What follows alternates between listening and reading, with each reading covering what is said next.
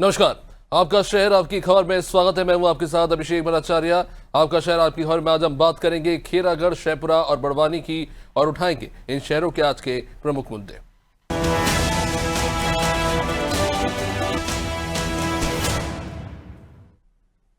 तो सबसे पहले बात करेंगे छत्तीसगढ़ के खेरागढ़ की, जहां मुक्तांजलि वाहन नहीं मिलने के कारण परिवार वाले मालवाहक गाड़ी में शव ले जाने के लिए मजबूर हो गए।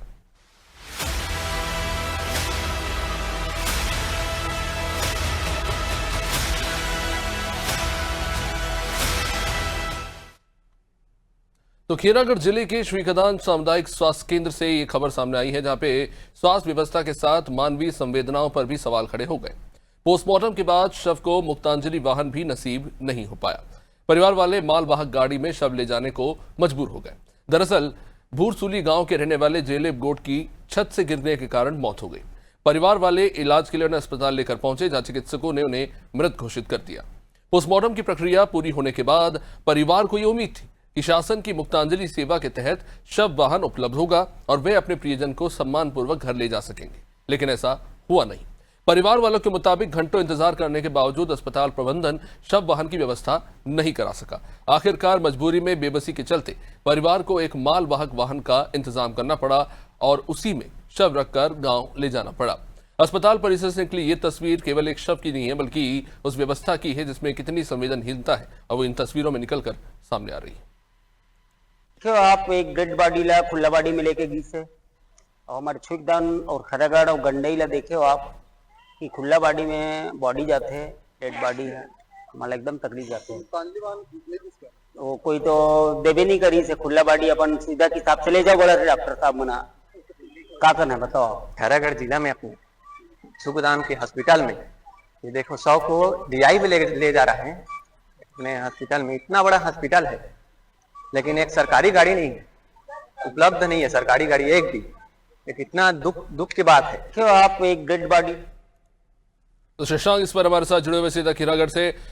शशांक, क्या ये इस तरह की घटनाएं अक्सर देखने को मिलती है, जिस तरह से वहां पर परिवार को पोस्टमार्टम के बाद एक शव वाहन तक उपलब्ध नहीं करा पाया अस्पताल प्रबंधन? सरकारी अस्पताल में आखिर बात चल क्या रहा है? जी बिल्कुल, आपको बता दूं कि एक ऐसा मानवता को शर्मसार करने वाला दृश्य जो है फिर एक बार खैरागढ़ जिले से निकल कर आया है स्वास्थ्य विभाग की, जहां पिछले दिनों भूरसूली गांव जो है वहां के निवासी जो जिनकी उम्र 50 वर्ष है लगभग, वो छत से गिरने के बाद उपचार के लिए उन्हें अस्पताल लाया गया था, सामुदायिक स्वास्थ्य केंद्र श्रीखदान, जहां उन्हें ब्रॉड यानी कि मृत घोषित कर दिया गया था। जिसके बाद डॉक्टरों ने उनका पोस्टमार्टम किया और पोस्टमार्टम के बाद जब बात होती है शव को के साथ घर पहुंचाने की, एक मानवता की जो जिम्मेदारी होती है उसे कहीं ना कहीं शर्मसार करने वाली घटना निकलकर सामने आई है। लगातार जो प्रशासन है, शासन है, दावे कर रहा है, चाहे इमरजेंसी वाहनों की बात की जाए कि लगातार संख्या बढ़ाई जा रही है, बावजूद इसमें इस परिवार को मालवाहक से अपने परिवार के मृतक के शव को घर तक लाना पड़ा। काफी देर तक परिजन वेट करते रहे कि अब कोई अल्टरनेट व्यवस्था भी जो स्वास्थ्य विभाग है वो कर देगा, परंतु इसके बावजूद उन्हें नसीहत दे दी गई और उन्हें कहा गया कि अपने व्यवस्था से घर ले जाए। तो इस तरह से एक मान भी लिया जाए कि अगर जो शव वाहन है वो खराब हो या कोई अन्य कोई तकलीफ हो, परंतु क्या ऐसी जगह पर कोई अल्टरनेट व्यवस्था स्वास्थ्य विभाग के द्वारा नहीं की जानी थी? ये भी अपने आप में गंभीर जो है प्रश्न खड़ा होता है, क्योंकि आम आदमी जो होता है स्वास्थ्य विभाग और डॉक्टर को भगवान तुल्य मानता है और जीवनदायक जो विभाग मानता है। ऐसे में कहीं ना कहीं इस तरह का जो प्रश्न उठना वो पूरे प्रशासन के ऊपर भी गंभीर सवाल खड़े करता है, क्योंकि यह कोई पहला मामला नहीं है। इसके पहले 2 और मामले इस तरह के दर्ज किए जा चुके हैं खैरागढ़ जिले में, जहां पर जो शव होता है उसे मालवाहक से या बस से भेजना जो है वो देखा गया, जिसके बाद कहीं ना कहीं अब तक जिला प्रशासन हो चाहे स्वास्थ्य विभाग का जो जिला के उच्च अधिकारी है, राज्य के उच्च अधिकारी है, वो इस ओर कोई सकारात्मक पहल करते दिखाई नहीं देते, जिसका नतीजा है कि यह घटनाएं जो है उनकी पुनरावृत्ति जो है वो बार बार देखने को मिल रही है। जी अभिषेक। शशांक, वहाँ पे क्या जो शव वाहन है उनकी संख्या बहुत सीमित है, यहाँ पे वहाँ पर शव वाहन जो उपलब्ध ही नहीं है, क्योंकि कई सामाजिक संस्थाएं भी इस तरह के शव वाहन उपलब्ध कराती है। अस्पताल के पास तो रहते ही अपने शव वाहन, तो वहाँ पे इसके लिए कोई व्यवस्था नहीं है क्या? क्या आंकड़े हैं इसमें आपके पास कुछ? जी बिल्कुल, खैरागढ़ श्री खदान गंडई अभी नवगठित जिला है। ऐसे में माना जा सकता है कि जो जिले में शव वाहन है या एम्बुलेंस है उनकी सीमित संख्या हो, बावजूद इसके कहीं ना कहीं अल्टरनेट व्यवस्था की जो बात की जा रही है वो भी जो देखने को नदारत मिली। ये कहीं ना कहीं अपने आप में विचारने विषय था कि अगर शव वाहन की संख्या लिमिटेड है या खराब है तो क्या स्वास्थ्य विभाग के जो जिम्मेदार अधिकारी हो, चाहे उस अस्पताल के बीएमओ वो क्या वहां पर उस शव को उन परिजनों के घर तक पहुंचाने के लिए क्या अल्टरनेट व्यवस्था नहीं कर सकते थे? क्योंकि जीवन दीप समिति जो होता है वो पूरे चीजों का संचालन करता है और जीवन दीप समिति का जो संचालन है वो कहीं ना कहीं जो सत्ताधारी दल के लोग रहते हैं वो करते हैं। तो ऐसे में कहीं ना कहीं इस तरह का कृत्य शासन की भी जो छवि है उसको धूमिल करता नजर आ रहा है। ऐसे में चाहिए कि कहीं ना कहीं जो शासन में बैठे लोग हैं, जो जिला प्रशासन के लोग हैं, वो इस पर कहीं ना कहीं कठोर कार्यवाही करें और पूरे मामले का संज्ञान लेकर इस और कार्यवाही करने का जो है काम करें, ताकि आने वाले समय में ये तीसरी चौथी घटना थी तो इस घटनाओं की पुनरावृत्ति न हो सके। अभिषेक, निश्चित से बहुत बहुत शुक्रिया शशांक जानकारी के लिए। तो देखिए, मृत्यु के बाद ये एक जिम्मेदारी भी है सामाजिक तौर पर भी और मानवीय तौर पर भी कि शव को सम्मानजनक रूप से परिवार वालों को सौंप दिया जाए और उनके नियत स्थान तक पहुंचा दिया जाए, लेकिन यहाँ पे ऐसा देखने को नहीं मिल रहा। आखिर किस स्तर पर लापरवाही हो रही है और क्या मानवीय संवेदनाएं भी नहीं बची, जहाँ पे इस तरह से शव को देखिए पिकअप वाहन में मजबूरन परिवार को ले जाना पड़ रहा है इस दुख की घड़ी में।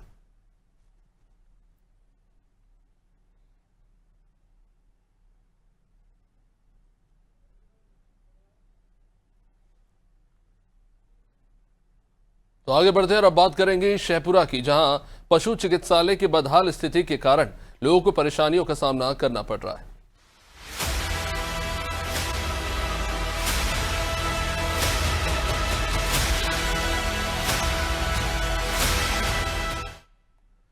शहपुरा के भिटोनी नगर पंचायत के पास स्थित पशुपालन विभाग का ये पशु चिकित्सालय जो अपनी बदहाल स्थिति के कारण अब चर्चा में है। कागजों में सक्रिय इस अस्पताल की जमीनी हकीकत बेहद चिंताजनक है। यहाँ ना तो नियमित रूप से कोई पशु चिकित्सक मौजूद रहता है और ना ही सफाई व्यवस्था पर कोई ध्यान दे रहा है। अस्पताल के कमरे धूल और गंदगी से पटे पड़े। परिसर की स्थिति इतनी खराब है, स्थानीय ग्रामीण ये कह रहे हैं कि अस्पताल दिन में भी अक्सर बंद ही रहता है और कभी कभी ही डॉक्टर आते हैं जो केवल औपचारिकता पूरी करके लौट जाते हैं। पशुपालकों को अपने पशुओं के इलाज के लिए बाहर से महंगी दवाइयों पर निर्भर रहना पड़ता है।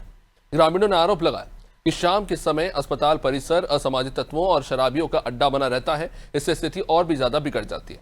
वहां बैठकर लोग अव्यवस्था फैलाने में लगे हैं। ग्रामीणों ने प्रशासन से नियमित संचालन और सुरक्षा व्यवस्था सुनिश्चित करने की मांग की है।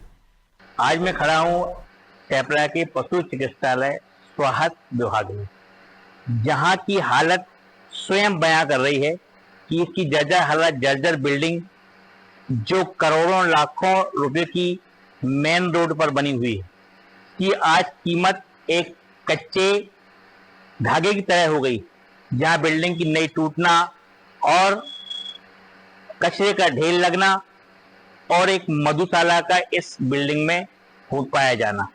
शाम के वक्त यहाँ पर 6 बजे पशु तो नहीं आते हैं, लेकिन पूरे शहपुरा से लेकर के आसपास के लोग यहाँ करके यहाँ मधुशाला का जाम लगता है और ये लोग यहाँ बैठे रहते हैं।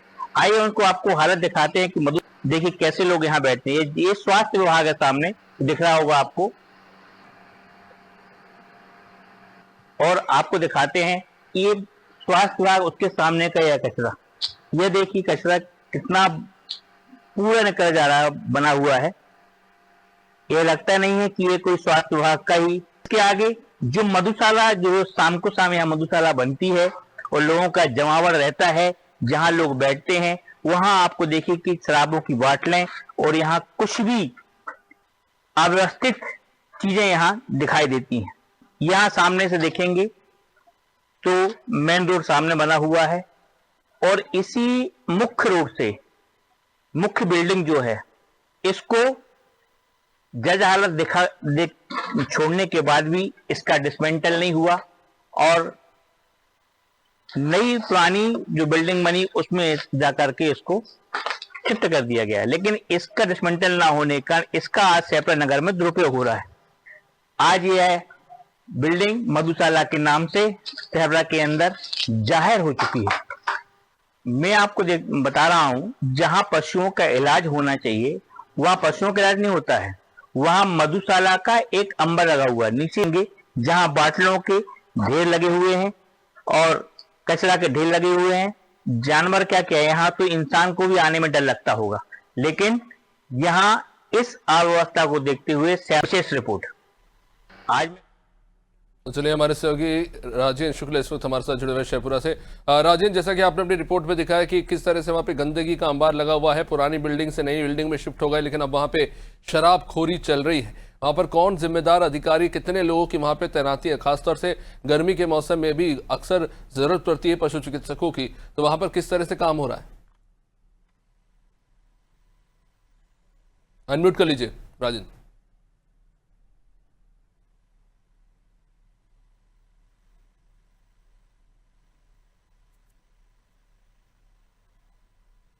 जी राजेंद्र, आवाज आ रही है? मेरी आवाज आप तक पहुंच रही है? जी अनम्यूट कर लीजिए।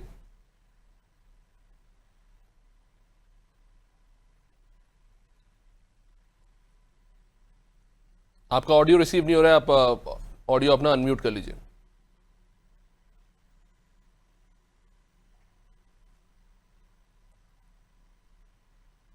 तस्वीरें आप देख रहे हैं वहां पे किस तरह से, देखिए गंदगी का अंबार लगा हुआ है, पुरानी इमारत खंडहर हो चुकी है और वहां पे इस तरह की आपत्तिजनक स्थिति में लोग वहां शराबखोरी करते पाए जाते हैं। ये पशु चिकित्सालय जहां पे पशुओं का इलाज होना चाहिए था, पर वहां पर अव्यवस्था की स्थिति है। जी राजेंद्र, मेरी आवाज आप तक पहुंच रही है? हाँ, आपकी आवाज आ रही है सर। जी राजेंद्र, आपने जो रिपोर्ट दिखाई उसमें पुरानी बिल्डिंग में अब शराबखोरी चल रही है, नई बिल्डिंग में चिकित्सक होते नहीं है, खासतौर से गर्मी के मौसम में तो और ज्यादा जरूरत पड़ती है पशुपालकों की, पशु चिकित्सकों की, तो किस तरह से वहां पे काम हो रहा है?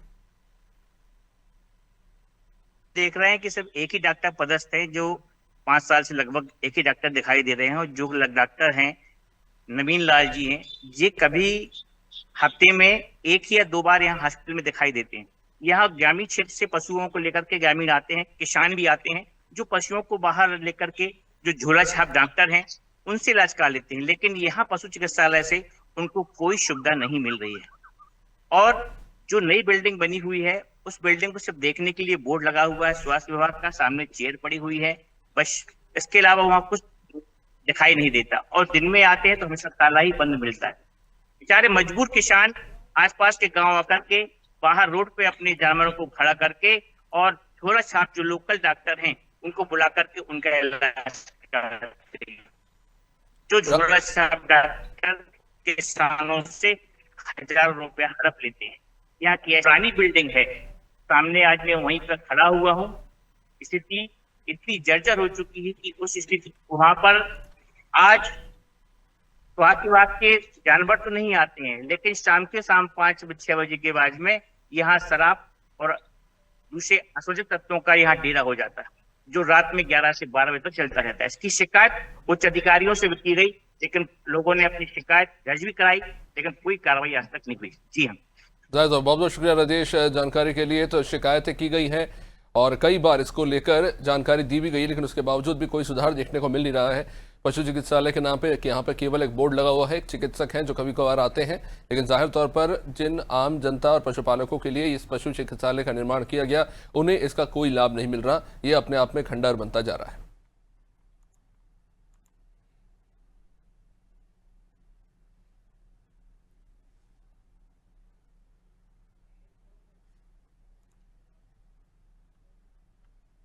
तो चलिए आगे बढ़ते हैं और बात करेंगे बड़वानी की, जहां लोगों को भीषण गर्मी के बीच पेयजल के संकट से गुजरना पड़ रहा है।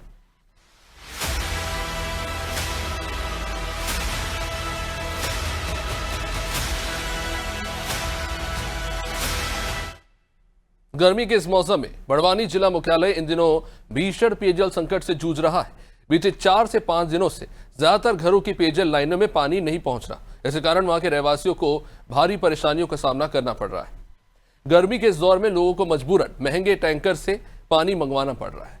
कई परिवार आसपास के क्षेत्रों में से ट्यूबवेल और अन्य जल स्रोतों पर निर्भर है, वहां से पानी लेकर आते हैं क्योंकि वह आर्थिक रूप से उतने सक्षम नहीं। स्थानीय रहवासी रेखा पटेल ने बताया कि कई दिनों से नलों में पानी आ नहीं रहा, शिकायत हो चुकी है। इसके बावजूद भी समस्या को लेकर कोई समाधान नहीं और न ही कोई जिम्मेदार अधिकारी या वार्ड पार्षद वहां पहुंचा है। रहवासियों का कहना है कि अब तक ये स्पष्ट ही नहीं हो पाया कि समस्या पाइपलाइन में खराबी के कारण है या मोटर में तकनीकी दिक्कत के चलते। आखिर जल आपूर्ति क्यों बाधित हो रही है? समस्या के समाधान में हो रही देरी से लोगों में जबरदस्त नाराजगी जो है अब धीरे धीरे बढ़ती जा रही है। हमारे घरों में 4 से 5 दिन हो चुके हैं, नल में पानी नहीं आया और हम काफ़ी परेशान हो रहे हैं। और नगर पालिका द्वारा हम टैंकर बुलवा रहे हैं और अन्य जगहों से हम पानी की व्यवस्था कर रहे हैं। कोई यहाँ का वार्ड पार्षद आया क्या देखने? जी नहीं। या कोई आपने उनसे संपर्क जी किया? नहीं भाई, कोई नहीं आया। हमने कंप्लेंट भी की पर फिर भी कोई नहीं आया देखने। क्या निजी टैंकर भी बुलवा रहे हैं? जी। कितने का आ रहा है एक निजी टैंकर? 4 से 500 का। कितनी बस्ती होगी इधर? यहाँ पे हमारा पूरा वार्ड है। पीने के पानी को लेकर भी कई अन्य जगह पर भी जा रहे हो लेने बर्तन? जी हाँ, हम मेहंदे टाकी के वहाँ से भी पीने का पानी ला रहे हैं और राठी वाले से भी हम 20 रुपये वाली कैन का पानी ले रहे हैं। कम से कम 600 लोगों की जनसंख्या है यहाँ पे। 5 से 7 दिनों से इनको पानी जल वितरित नहीं हुआ है और काफ़ी लोग परेशान हो रहे हैं जल के लिए। कभी मेहंदी टाकी के यहाँ नल चल रहा है वहाँ से ला रहे हैं, कभी कोई कॉलोनी से ट्यूबवेल से लेके आ रहे हैं और परेशान हो रहे हैं। पूरे नगर में हाहाकार मचा हुआ है। पिछली बैठक में परिषद को हमने जब जलकर का उन्होंने शुल्क बढ़ाने की बात करी थी तो तमाम कांग्रेस पार्षदों द्वारा हमारे द्वारा विरोध किया गया।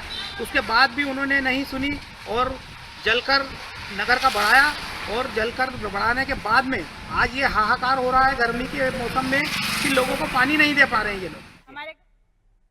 तो गर्मी के जिस मौसम में आमतौर पर वैसे ही पानी की जरूरत ज्यादा होती है, वहां पर उल्टा किल्लत हो रही है और वहां पे बार बार शिकायत के बावजूद भी कुछ हो नहीं रहा। लोकेश हमारे साथ जुड़े हुए इस वक्त सीधा बड़वानी से जानने की कोशिश करेंगे।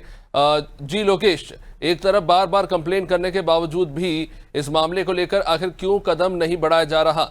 और ये बड़ी विचित्र बात है कि पानी की सप्लाई नहीं हो रही लेकिन कोई स्पष्टीकरण नहीं है कि पाइपलाइन खराब है या पेयजल की आपूर्ति नहीं हो रही।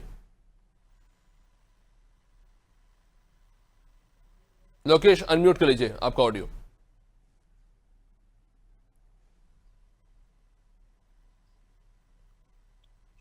जी अभिषेक, जिस तरह से मैं बता दूं कि भीषण गर्मी का दौर है, जहां एक और ऐसी स्थिति में वार्डवासी जिला मुख्यालय के भीषण गर्मी को देखते हुए पानी को लेकर आज भी जल करते हुए नजर आ रहे हैं। जहां एक और समस्त 24 वार्डों में आज जिस तरह से पानी की स्थिति जो नजर आ रही है धरातल पे, कहीं ना कहीं परेशान होते हुए नजर आ रहे हैं, जिसको लेकर लगातार यहाँ के वार्डवासी अपनी पानी को लेकर जगह जगह अन्य स्थानों से पानी लाने के लिए मजबूर होना पड़ रहा है।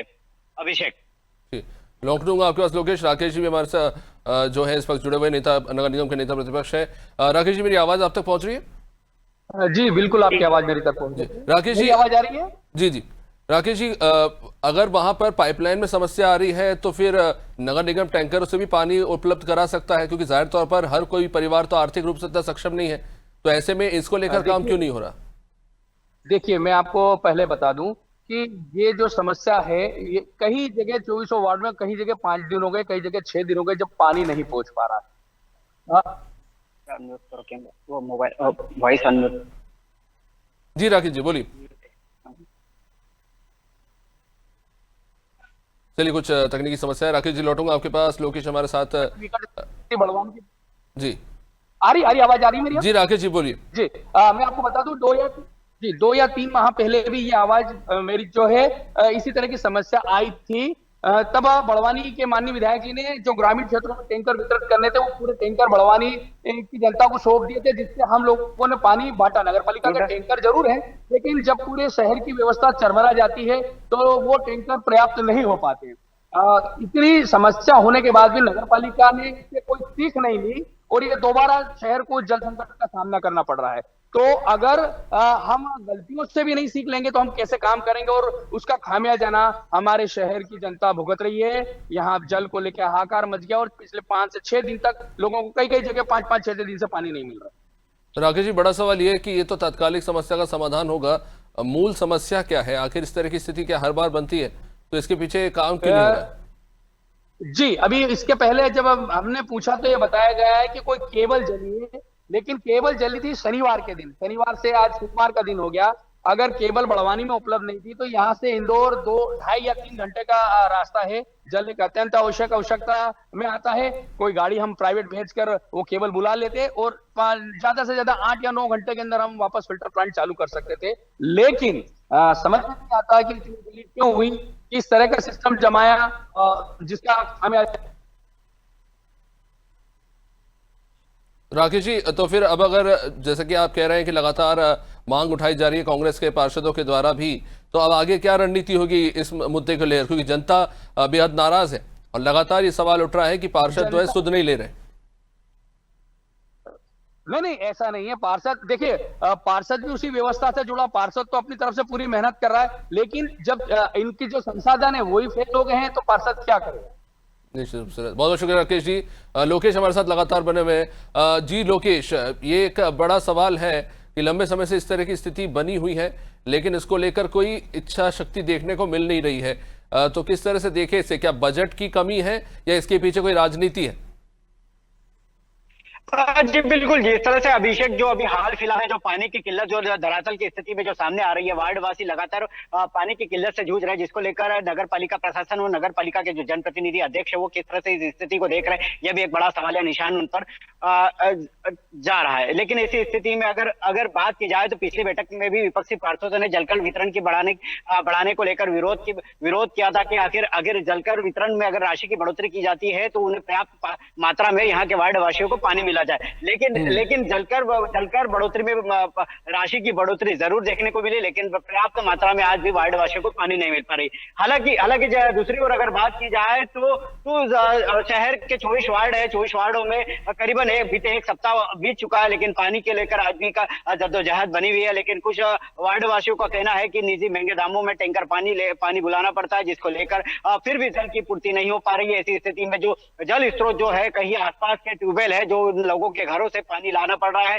तो वहीं सिर पर लाद कर अगर बात करें तो मासूम या बुजुर्ग अपने अन्य कामों को छोड़कर जो दूर दराज जैसे स्थानों से जल स्रोत से पानी ला रहे हैं, कहीं ना कहीं यह भी एक बड़ी विडंबना सामने आ रही है। अगर बात की जाए तो राजनीतिक पहलुओं की राजनीतिक अगर जिस तरह से देखी जाए तो यहाँ की जनता जिस तरह से अभी हाल फिलहाल में परेशान होती हुई पानी को लेकर परेशान नजर आ रही है, उसको लेकर जनप्रतिनिधि सहित यहाँ के प्रशासन का ध्यान इस ओर नहीं जा रहा, यह भी एक बड़ा प्रश्न चिन्ह खड़ा कर रही है। अभिषेक, अगर बात की जाए तो भीषण गर्मी का दौर, यानी कि बड़वानी में एक चिलचिलाती धूप और चिलचिलाती गर्मी का एक बड़ा यहाँ पर व्याख्यात माना जाता है कि किस तरह से ये यहाँ पर गर्मी पड़ती है, किस तरह से यहाँ के लोग गर्मी से जूझ रहे हैं। लेकिन ऐसी स्थिति में उन्हें पानी नहीं मिल पाना कहीं ना कहीं एक बड़ी शर्मसार तस्वीर ये जो सामने आ रही है। नगर पालिका प्रशासन और नगर पालिका के जिम्मेदारों को इस ओर ध्यान देना चाहिए कि किस तरह से उन्हें यहाँ की जो पानी की समस्या को दुरुस्त किया जाए। लेकिन ऐसी स्थिति में भी भीषण गर्मी के दौर में भी यहाँ के लोग पानी को लेकर जद्दोजहद कर रहे हैं, लेकिन महंगे दामों के पानी टैंकर बुलाने के बावजूद भी उन्हें पानी की पूर्ति नहीं हो पा रही है।